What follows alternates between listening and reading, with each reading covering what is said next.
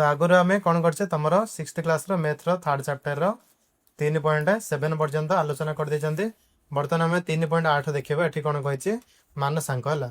तो देख ये कौन दे तुमको निम्न में चित्र को देख तीर चिन्हित रेखा और संख्या गुड़िक विषय तुम कौन कही पार्छ है।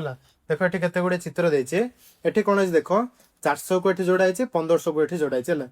तो 1500 1500 दिथर नि 1500 है 1500 दिथर नि मिसेले के 3000 आसला कि ना 3000 पुणी 400 को जोड़ 3400 को जोड़ला पर के तुम 3400 है ना।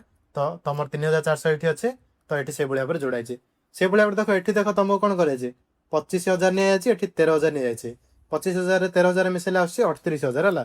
तापर कौन कर 400 को दिथर गार टाणाई तो 400 को दिथर मिसई दियो हो 800 है। तो तुम आसो के 38,800 बुझे ये भाव में देचे। तापर देख आग को देख तुम अच्छी कौन जोग वियोग ये कौन कही एठारे बाक्स गुड़िक संख्या गुड़िक व्यवहार कर आवश्यक संख्या पाइबापी आमको उभय जोग एवं वियोग प्रक्रिया करें कि देख उदाहरण देचे जदि आम कौन 39,800 जदि पाइबा तो कौन करवा ये संख्यार फास्ट ने 40,000 40,000 कौन करवा 800 फेड़देवा तार कौन करवा 300 मिशाण 300 मिशीदेवा है। से भाव में देख ये अच्छे आम 45,000 45,000 आमको पाइबा कौन करवा फास्ट नहीं जावा आम 40,000 है 40 1 2 3 40,000 होगा से कौन करवा ना ये तुम कौन अच्छे 12,000 अच्छे तो 12,000 मिसई दिला प्लस 12,000 बुझल 40,000 12,000 मिसदेले के तुम 52,000 हो 52,000 तुम कौन कर ना 7,000 फेड़ी दियो है माइनस कौन कर 7,000 फेड़ी दिए 7,000 अच्छे ये तो फेड़देला तुम आसो 45,000 बुझल। से भाव में देख 5,900 ये 5,900 आम कि भाव में आने फास्ट टाइम नहीं जावा के 7,000 नहीं पार कि नहीं तो 7,000 लिखिदेव 7,000 आम कौन फेड़देवा 800 फास्ट फेड़देवा है 800 फेड़देव तार कौन कर 300 फेड़देव तो तुम आसो 5,900।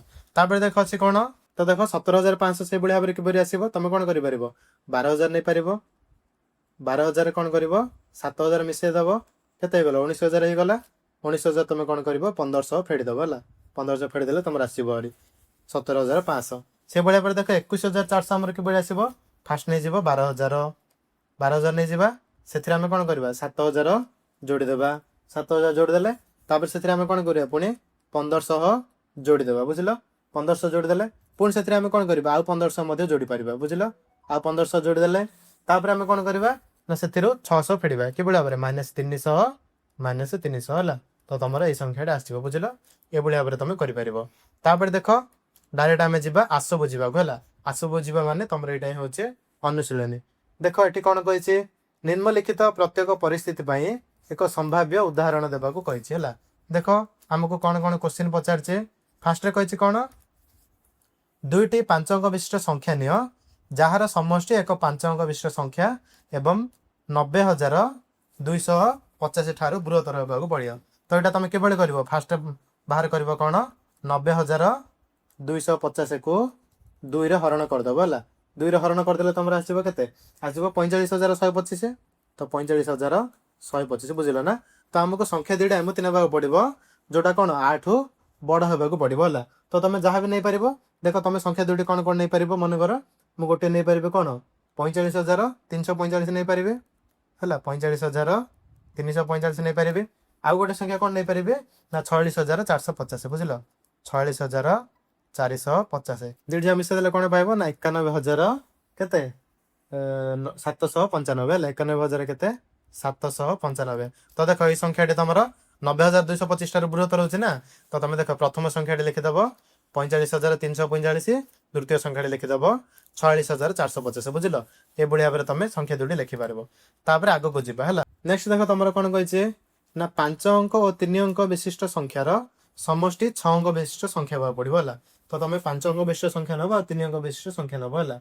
तो देख आम कौन कौन नहीं पार मनकर आम 5 अंक विशिष्ट नेबा संख्या कौन 99,738 बुझल ये संख्या ना 3 अंक विशिष्ट संख्या ना 3 अंक विशिष्ट संख्या कौन नब मिश्रण कर कौन कर मनकर 3 अंक विशिष्ट संख्या ना 965 है 965 लिखिपर इजी गोल्ड दे दियो इजी गोल्ड दे तुम आसो के 1,07,3 है 1,07,3 आसो बुझल। तो यहाँ तुम हो कौन ଛଅଙ୍କ ବିଶିଷ୍ଟ ସଂଖ୍ୟା ଗୋଟିଏ ଆସିଗଲା। ବୁଝିଲ? ତାପରେ ଦେଖ ଆଗକୁ ଯିବା କଣ କହିଛି, ଦେଖ ଆଗକୁ କଣ କହିଛି ତମର ନା 4 ଅଙ୍କ ଓ 4 ଅଙ୍କ ବିଶିଷ୍ଟ ସଂଖ୍ୟାର ସମଷ୍ଟି ଗୋଟିଏ 6 ଅଙ୍କ ବିଶିଷ୍ଟ ସଂଖ୍ୟା ହେବାକୁ ପଡିବ। ଏଇଟା ହେଇପାରିବ କି? ଏଇଟା ହେଇପାରିବନି ହେଲା ନା। କଣ ପାଇଁ ଜାଣିଛ ନା, ତମେ ମନେକର 4 ଅଙ୍କ ବିଶିଷ୍ଟ ସବୁଠୁ ବଡ ସଂଖ୍ୟା ଦିଅ। 4 ଅଙ୍କ ବିଶିଷ୍ଟ ବଡ ସଂଖ୍ୟା ଯିବ କଣ 9999। ପୁଣି ଆଉ ଗୋଟେ 4 ଅଙ୍କର ବଡ ସଂଖ୍ୟା ନିଅ, କଣ ହେଇଯିବ 9999 ହେଲା। ତମେ ଦିଟା ଯାକ ଯଦି ଯୋଗ କରିବ ତମର ଆସିବ କେତେ ନା, ତମର ଆସିବ 19998 ହେଲା। 19998 ଆସିବ। ମାତ୍ର ଏଇଟା ତମର କେତେ ଅଙ୍କ ବିଶିଷ୍ଟ ଆସୁଛି 1 2 3 4 5। ତ ଏଇଟା ଆସୁଛି ତମର କେତେ 5 ଅଙ୍କ ବିଶିଷ୍ଟ ସଂଖ୍ୟା। ତ ଏଇଟା ତମର ହେଇପାରିବନି ହେଲା। ତ ତମେ ଲେଖିପାରିବ କଣ 4 ଅଙ୍କ ବିଶିଷ୍ଟ ବୃହତ୍ତମ ସଂଖ୍ୟା। ଯଦି ଆମେ ଦୁଇଟି 4 ଅଙ୍କ ବିଶିଷ୍ଟ ବୃହତ୍ତମ ସଂଖ୍ୟା ନେବା ତେବେ ମଧ୍ୟ ଆମେ କେବଳ 5 ଅଙ୍କ ବିଶିଷ୍ଟ ସଂଖ୍ୟା ହିଁ ପାଇବା, 6 ଅଙ୍କ ବିଶିଷ୍ଟ ସଂଖ୍ୟା ପାଇପାରିବା ନାହିଁ। ବୁଝିଲ? ତାପରେ ଆଗକୁ ଯିବା। ଦେଖ ତାପରେ ଆଗକୁ କଣ କହିଛି ନା 5 ଅଙ୍କ ଓ 5 ଅଙ୍କ ବିଶିଷ୍ଟ ସଂଖ୍ୟାର ସମଷ୍ଟି ଏକ 6 ଅଙ୍କ ବିଶିଷ୍ଟ ହେବାକୁ ପଡିବ ହେଲା। ତ 6 ଅଙ୍କର ଫାଷ୍ଟ ଆମେ ସାନ ସଂଖ୍ୟାଟା ବାହାର କରିବା। 6 ଅଙ୍କର ସାନ ସଂଖ୍ୟା ହଉଛି କଣ 1 ଲକ୍ଷ ହଉଛି 1 2 3 4 5। ତ 6 ଅଙ୍କ ବିଶିଷ୍ଟ ସାନ ସଂଖ୍ୟା ହଉଛି ଏଇଟା। ତାକୁ ଫାଷ୍ଟ କଣ କରିବା 2 ରେ ହରିଦିଅ ହେଲା। ଲକ୍ଷକୁ 2 ରେ ହରିଲେ ଆସିବ କେତେ ନା 50,000 ଆସିବ ହେଲା। ତ ଆମକୁ ସଂଖ୍ୟା ଦିଟା କଣ ଦେଖ 50,000 ତମର 5 ଅଙ୍କ ବିଶିଷ୍ଟ ହଉଛି ନା ହଉଛି। ତ ଆମେ କଣ କରିବା ନା ସଂଖ୍ୟା ଦୁଇଟାକୁ ଆମେ 50,000 ରୁ ଅଧିକ ନେଇପାରିବା କି ନାହିଁ? ଯାହା ବି ତମେ ନେଇପାରିବ। ଦେଖ ମନେକର ଗୋଟେ ନେଇଯିବ କେତେ ନା 60,150 ନେଇଯିବ, ନେଇପାରିବ। ଆଉ ଗୋଟେ ସଂଖ୍ୟା ତମେ ନେଇପାରିବ କଣ 52,124 ହେଲା। 52,124। ତ ତମେ ଦୁଇଟା ଯାକ ମିଶେଇ ଦିଅ, ମିଶେଇ ଦେଲେ ଆସିବ କେତେ ତମର 1,12,274 ହେଲା। ଏମିତିକି ଆସିବ। ତ ଦେଖ ଏଇଟା ତମର 6 ଅଙ୍କ ବିଶିଷ୍ଟ ସଂଖ୍ୟା ହଉଛି କି ନାହିଁ। ତ ତମେ ଏଇଭଳି ଭାବେ ଲେଖିଦେବ, ଗୋଟେ ସଂଖ୍ୟା ଏଇଟା ଆଉ ଗୋଟେ ସଂଖ୍ୟା ଏଇଟା ମିଶାଇଲା ପରେ ତମର 6 ଅଙ୍କ ବିଶିଷ୍ଟ ସଂଖ୍ୟା ଆସୁଛି ଏଇଟା। ତାପରେ ଆଗକୁ ଯିବା। ତ ଦେଖ ତାପରେ କଣ କହିଛି ତମର ଦୁଇଟି 5 ଅଙ୍କ ବିଶିଷ୍ଟ ସଂଖ୍ୟାର ସମଷ୍ଟି 18,500 ହେବାକୁ ପଡିବ ହେଲା। ଏଇଟା ହେଇପାରିବ କି? ଏଇଟା ହେଇପାରିବନି। କଣ ପାଇଁ ଜାଣିଛ ନା, ଆମେ ଯଦି 5 ଅଙ୍କ ବିଶିଷ୍ଟ କ୍ଷୁଦ୍ରତମ ସଂଖ୍ୟା ସବୁଠୁ କମ ସଂଖ୍ୟାଟା ବାହାର କରିବା ହେଉଛି କଣ 10,000। 10,000 ସବୁଠୁ କଣ 5 ଅଙ୍କ ବିଶିଷ୍ଟ ସାନ ସଂଖ୍ୟା। ଆମେ ଆଉ ଗୋଟେ ପୁଣି 5 ଅଙ୍କ ବିଶିଷ୍ଟ ସାନ ସଂଖ୍ୟା ନିଅ, ଆଉ ଗୋଟେ ତମେ 10,000 ନିଅ। 10,000 ନେଲେ ତମର ଆସିବ କେତେ ଟିକେ ରୁହ। ଓକେ, ଆଉ ଗୋଟେ 10,000 ନେଲେ ତମେ ଦେଖ ଦିଟା ଯାକ ମିଶେଇ ଦିଅ, ମିଶେଇ ଦେଲେ ତମର ଆସୁଛି କେତେ 20,000 ହେଲା ନା। 20,000 ଆସୁଛି।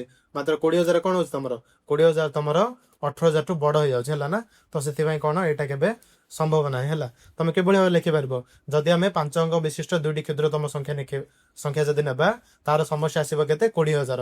ତ ଆମେ ଜାଣିଛନ୍ତି 20,000 କଣ ହେଇଯିବ 20,000 ବଡ ହେଇଯିବ 18,000 ଠାରୁ। ବୁଝିଲ?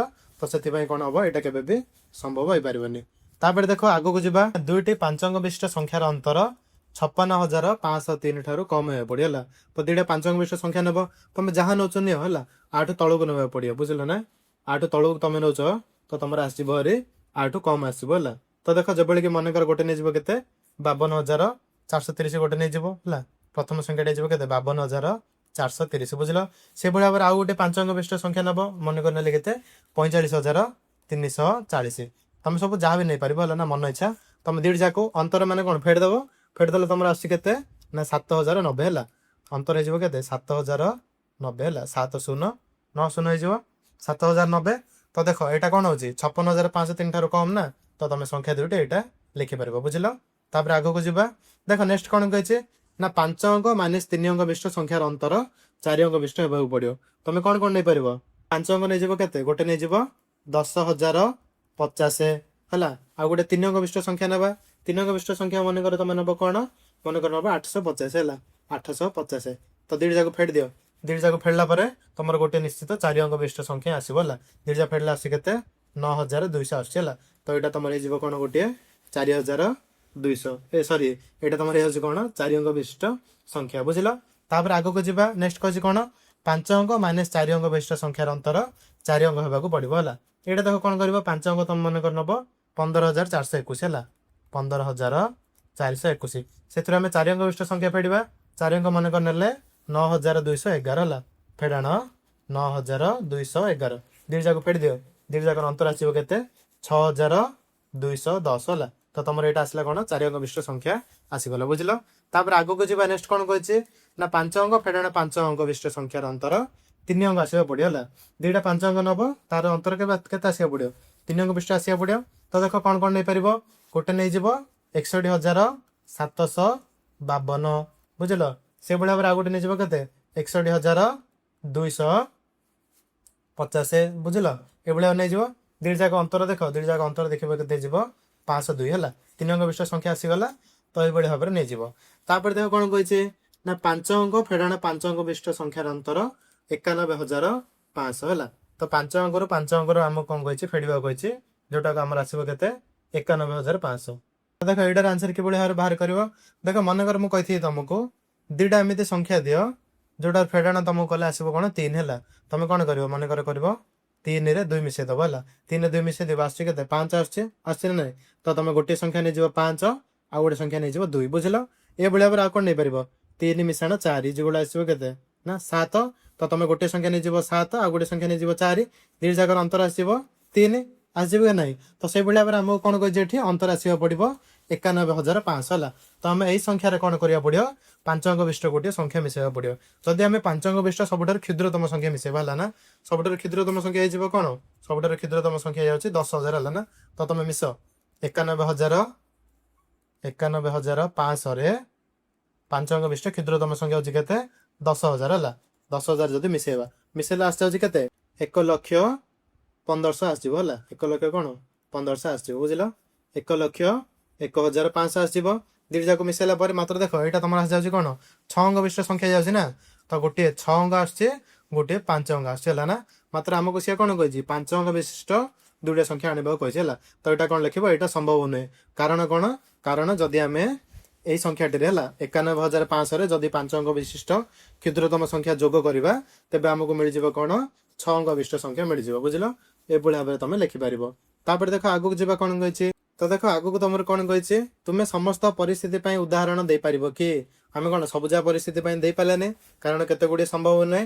ତ ଯଦି ନୁହେଁ ତେବେ ଏହାର କାରଣ କଣ ହୋଇପାରେ ଚିନ୍ତା କରିବା ଆଲୋଚନା କରିବାକୁ ହେଲା। ଯଦି ଦେଖ ଆମେ ଏଇ କ୍ୱେଶ୍ଚିନ୍ଟାକୁ ନେବା ଏହାର କାରଣ ଆମେ କଣ ହେଇପାରିବ ଜାଣିଛ ନା। ମନେକର ଆମେ ନେବା କଣ ମନେକର ନେବା 5 ଅଙ୍କ ବିଶିଷ୍ଟ ହେଲା। 5 ଅଙ୍କ ବିଶିଷ୍ଟ ମନେକର ଲେଖିବ କଣ ନା ବୃହତ୍ତମ ସଂଖ୍ୟା ଲେଖିବ ହେଲା।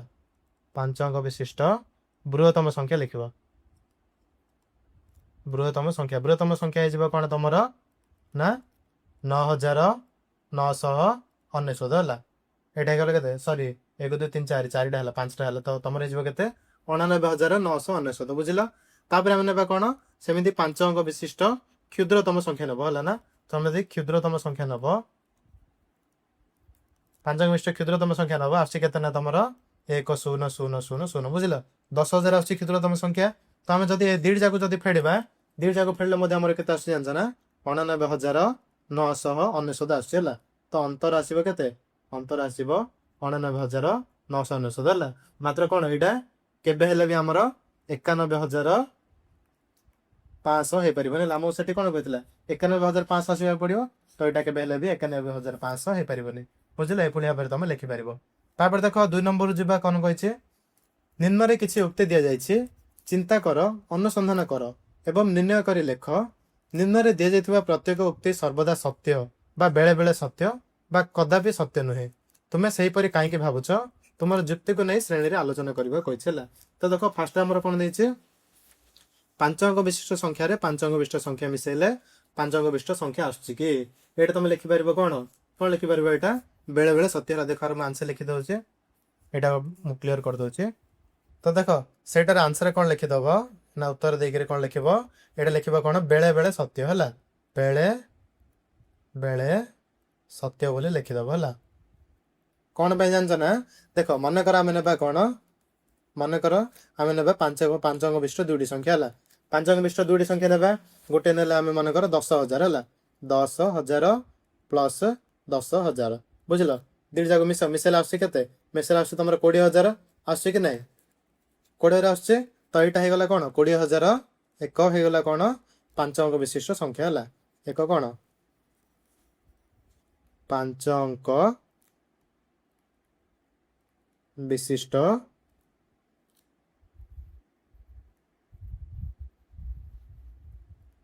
ସଂଖ୍ୟା ବୁଝିଲ। ଏଇଟା ସଂଖ୍ୟା ଅଛି ହେଲା ନା। ତ ସେଇଭଳି ଭାବରେ ଆମେ ଯଦି ନେବା କଣ ସେଇଭଳି ଭାବରେ ଆମେ ମନେକର ନେବା ଗୋଟେ 5 ଅଙ୍କ ବିଶିଷ୍ଟ ସଂଖ୍ୟା ନେବା ମନେକର 60,000 ହେଲା। 60,000 ସେଥିରେ ଆମେ କଣ କରିବା ନା 50,000 ମିଶେଇବା ବୁଝିଲ। 50,000 ମିଶେଇଲେ ଆସୁଛି କେତେ 60,000 50 ମିଶେଇଲେ ଆସୁଛି 1,10,000 ଆସୁଛି କି ନାଇଁ।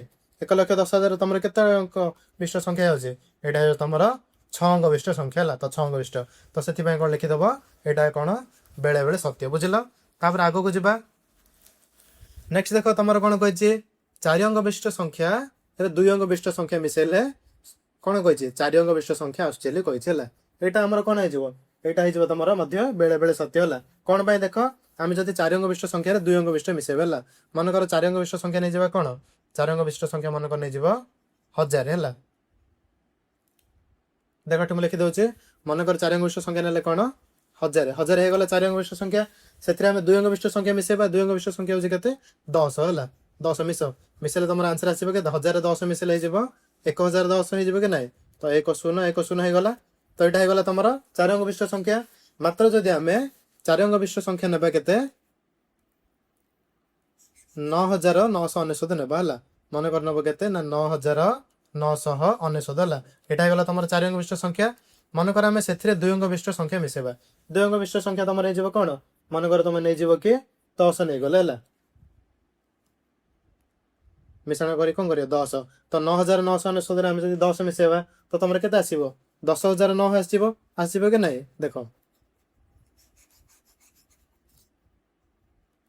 दुई जाक मिसेले आसो के तुम ना 10,009 आसीगला तो तुम यहाँ के अंक हो जाए 3 2 5 अंक विशिष्ट हो जाए ना तो ये तुम अंक संख्या अच्छी के 5टी अंक अच्छे है तो बेले बेले 4 आसे बेले बेले 5 आसे है तो से कौन लिखिदेव यहाँ बेले बेले सत्य बोली लिखिपर बुझल तापर देख आग को जावा ग नंबर कौन कही ना 4 अंक विशिष्ट संख्या 2 अंक विशिष्ट संख्या मिसेले 6 अंक विशिष्ट संख्या आसो कि नहीं यहाँ कौन लिखा देख सेटार आम कौन करवा ना उत्तर लिखा है उत्तर देख तुम कि भाव लिखिपर तो देख सेटार उत्तर कौन लिखिदेव आमको कौन कही 4 अंक संख्या 2 अंक मिसेले 6 अंक आसो तो देख आम लिखा मन कर 4 अंक विशिष्ट बृहत्तम संख्या फास्ट लिखा है 4 अंक विशिष्ट कौन फास्ट लिखा ना बृहत्तम संख्या सब जानते कौन यहाँ बृहत्तम हो ना बृहत्तम संख्या केते ना 9999 बुझल यहाँ गला 4 अंक विशिष्ट बृहत्तम संख्या से भाव में ने कौन 2 अंक विशिष्ट बृहत्तम संख्या 2 अंक विशिष्ट बृहत्तम संख्या हो कौन 99 है तो आम 4 अंक 2 अंक मिसेले तुम आसो के 9999 आम जब 99 मिसेबा तुम मिल जाए के जान ना 10,098 मिल जाए 10,098 तो तुम यहाँ आसला के टोटाल 5टी अंक आसला तो ये आसला के जोग कला आसला के 5 अंक विशिष्ट संख्या है आमर ये कौन 6 अंक आसला कि 6 अंक आसलानी तो यहाँ कौन कदापि सत्य नुहे बोली लिखिपर बुझल तापर आग को जावा नेक्स्ट देख तुम घरे कौन कही 5 अंक विशिष्ट संख्या फेडाण 5 अंक विशिष्ट संख्या इज इक्वल टू 5 अंक विशिष्ट संख्या बोली कही देख यहाँ देखा यहाँ तुम हो बेले बेले सत्य है कौन जान ना देख मनकर जदि आम ने 5 अंक विशिष्ट संख्या गोटे ने मनकर 90,000 है 90,000 आम कौन करवा मनकर 10,000 फेड़देवा है 10,000 ये जो आसला के 80,000 बुझल 80,000 आसला तो यहाँ होगा तुम कौन 5 अंक विशिष्ट संख्या है कि ना 80टा है तुम 5 अंक विशिष्ट संख्या मात्र जदि आम कौन करवा जदि आम ने 10,000 10,000 फेड़ा है गोटे 5 अंक विशिष्ट संख्या हूँ के 10,000 रु 10,000 फेड़देवा ये जो आस कौन 0 आसुची 0 के अंक हूँ 0 1 अंक विशिष्ट संख्या ना गोटे अंक अच्छे तो यहाँ तुम से कौन बेले बेले सत्य होगा बुझल तापर 1 नंबर को जावा 1 नंबर कौन कही ना 5 अंक विशिष्ट संख्या फेडाण 2 अंक विशिष्ट संख्या इज इक्वल टू 3 अंक विशिष्ट संख्या 5 अंक विशिष्ट संख्या आम 2 अंक विशिष्ट संख्या फेड़ा है यहाँ आम आसो कि ना यहाँ लिखिदेव कौन उत्तर लिखिदेव कौन यहाँ कदापि सत्य नुहे है उत्तर लिखिदेव कौन ना कदापि सत्य नुहे है एमती भाव तुम लिखिपर कौन जान ना देख मनकर आम 5 अंक विशिष्ट सब क्षुद्रतम संख्या नेबा है 5 अंक विशिष्ट क्षुद्रतम संख्या हूँ कौन 10,000 10,000 हो गले कि ना से भाई आम 2 अंक विशिष्ट बृहत्तम संख्या ना 2 अंक विशिष्ट बृहत्तम संख्या हूँ के 99 है तुम एगुड़ा लिखब है ना 5 अंक विशिष्ट क्षुद्रतम संख्या मनकर ने 10,000 2 अंक विशिष्ट बृहत्तम संख्या ने के 99 बुझल तो ये दुईटा फेड़ले आसो के 10,000 रु 99 फेड़ले के 9,901 आसो कि ना 9,901 आसीगला तो यहाँ कौन आमर आसला के अंक 4 अंक विशिष्ट संख्या है यहाँ होगा के 4 अंक विशिष्ट संख्या है तो से आमर कौन है ये युक्ति कदापि सत्य नुहे बोली लिखिपर बुझल।